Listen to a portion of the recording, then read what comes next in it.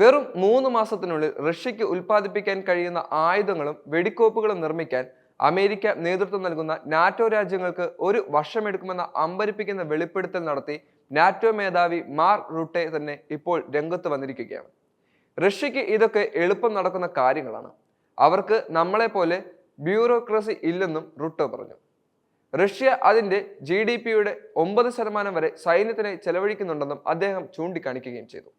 നാറ്റോയിലെ European അംഗങ്ങൾ അവരുടെ സൈനിക ചെലവ് ഗണ്യമായി വർദ്ധിപ്പിച്ചില്ലെങ്കിൽ സ്ഥിതി കൂടുതൽ വഷളാകുമെന്നും നാറ്റോ മേധാവി മുന്നറിയിപ്പ് നൽകിയിട്ടുണ്ട്. യൂറോപ്യൻ പാർലമെന്റിന്റെ വിദേശകാര്യ സമിതിയുടെയും സുരക്ഷാ പ്രതിരോധ ഉപസമിതിയുടെയും സംയുക്ത യോഗത്തിനൊടുവിൽ തിങ്കളാഴ്ച നടന്ന ചോദ്യോത്തര വേളയിലാണ് റൂട്ടെ ഈ കാര്യങ്ങൾ തുറന്നു പറഞ്ഞിരിക്കുന്നത്.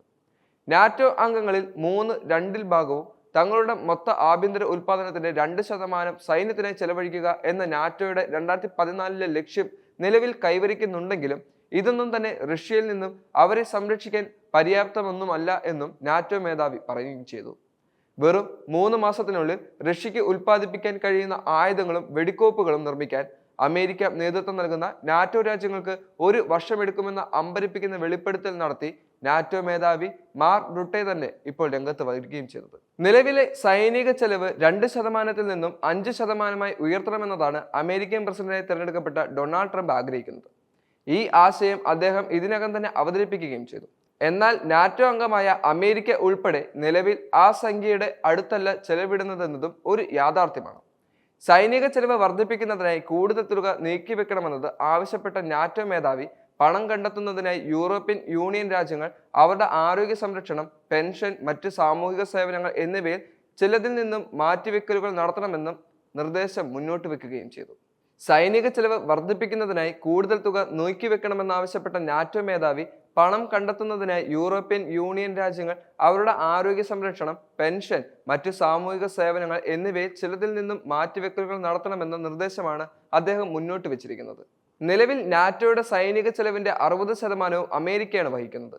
അമേരിക്ക ഇല്ലെങ്കിൽ യൂറോപ്പിലെ നാറ്റോ അംഗങ്ങൾക്ക് അവരുടെ GDP 10% വരെ അവരുടെ സൈനിക ചെലവുകൾക്കായി മാറ്റിവെക്കേണ്ടതായി വരും. ഇതാകട്ടെ ഒരിക്കലും നടക്കാത്ത കാര്യവുമാണ്. യുക്രൈനിനെ സഹായിച്ച് നടിപൊടിഞ്ഞ അവസ്ഥയിലാണ് നിലവിൽ മിക്ക നാറ്റോ രാജ്യങ്ങളും. എന്തിനേറെ, നിയുക്ത അമേരിക്കൻ പ്രസിഡന്റ് ഡൊണാൾഡ് ട്രംപ് പോലും യുക്രൈനിനെ ഈ രൂപത്തിൽ ഇനിയും സഹായിക്കാൻ കഴിയില്ലെന്ന നിലപാടാണ് സ്വീകരിച്ചിരിക്കുന്നത്. അമേരിക്കയുടെ ആയുധ കലവറ ശൂന്യമായി തുടങ്ങിയതിന്റെ മുന്നറിയിപ്പും ട്രംപ് നൽകിയിട്ടുണ്ട്. അതുകൊണ്ടാണ് ഇത്രയും പെട്ടെന്ന് റഷ്യ യുക്രൈൻ യുദ്ധം അവസാനിപ്പിക്കണമെന്ന നിലപാട് ട്രംപ് സ്വീകരിച്ചിരിക്കുന്നത്. ഇസ്രായേലിന് മുന്നിൽ സമ്മർദ്ദം ചെലുത്തി ഗാസയിലെ സംഘർഷം അവസാനിപ്പിക്കാൻ അമേരിക്ക ശ്രമം തുടങ്ങിയതും ഇതിന്റെ ഭാഗമായി തന്നെയാണ്. അമേരിക്കൻ ആയുധ സപ്ലൈയിൽ കുറവുണ്ടായത് ഇസ്രായേലിനെയും ശരിക്കും സമ്മർദ്ദത്തിലാക്കിയിട്ടുണ്ട്. അതേസമയം അമേരിക്കയും സഖ്യകക്ഷികളും ആയുധ വിപണിയിൽ അടിതെറ്റി നിൽക്കുമ്പോൾ അപ്പുറത്ത് പുതിയ ശാക്തിക ചേരിയാണ് രൂപപ്പെടുന്നത്. റഷ്യ യുക്രൈൻ സൈനിക സഖ്യത്തിലേക്ക് വരാൻ പശ്ചിമേഷ്യയിലെ പ്രധാന സൈനിക ശക്തിയായ ഇറാനും താല്പര്യം പ്രകടിപ്പിച്ചിരിക്കുകയാണ്. റഷ്യൻ പ്രസിഡന്റ് വ്ളാഡിമിർ പുടിനുമായുള്ള ചർച്ചകളും റഷ്യയും ഇറാനും തമ്മിലുള്ള സമഗ്രമായ തന്ത്രപരമായ പങ്കാളിത്ത ഉടമ്പടിയിൽ ഒപ്പുവെക്കാനുമായി ഇറാൻ പ്രസിഡന്റ് മസൂദ് പെസഷ്കിനെയാണ് റഷ്യയിൽ എത്തിയിരിക്കുന്നത്. ജനുവരി 17-നാണ് അദ്ദേഹത്തിന്റെ റഷ്യൻ സന്ദർശനം. ഇതോടെ റഷ്യയും ഇറാനും നിർണായകമായ പങ്കാളിത്ത ഉടമ്പടിയിൽ ഒപ്പുവെക്കുമെന്നാണ് റഷ്യൻ മാധ്യമങ്ങൾ റിപ്പോർട്ട് ചെയ്തിരിക്കുന്നത്. 2 രാജ്യങ്ങളുടെയും ശത്രുക്കൾ ഉൾപ്പെടെയുള്ള കാര്യങ്ങളിൽ നിരവധി സാമ്യതയുണ്ട്. ടെഹ്റിൻ സർവകലാശാലയിലെ അമേരിക്കൻ പഠന വിഭാഗത്തിലെ അസോസിയേറ്റ് പ്രൊഫസറായ ഫോർഡ് ഇസാദി റഷ്യൻ മാധ്യമമായ സ്പുട്നിക്കിന് നൽകിയ അഭിമുഖത്തിൽ ഇത് അഭിപ്രായപ്പെടുകയും ചെയ്തിരിക്കുകയാണ്.